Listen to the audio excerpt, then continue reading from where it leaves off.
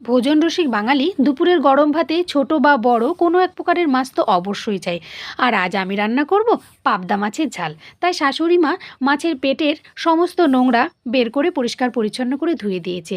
আর আমি ঝালের জন্য তৈরি করব সাদা ও কালো শস্য, সামান্য আদা কুচি ও লঙ্কা, কাঁচা লঙ্কা বেটে নেব। এদিকে কড়াইতে তেল গরম করে সামান্য করে মাছগুলোকে আমি ভেজে নেব। তারপর বেটে রাখা সমস্ত মশলাগুলোকে দিয়ে দেব। সঙ্গে পরিমাণ মতো হলুদ, লবণ আর টমেটো পেস্টটাও দিয়ে দেব। সামান্য জল দিয়ে যখন ফুটতে থাকবে তখন আমি দিয়ে দেব মাছ এবং ধনেপাতা দিয়ে গরম ভাতে সব্বাইকে পরিবেশন করব। এটা খেতে ভীষণ ভালো লাগে। তোমাদের যদি ভালো লাগে অবশ্যই চ্যানেলটা লাইক আর সাবস্ক্রাইব করতে ভুলো না কিন্তু।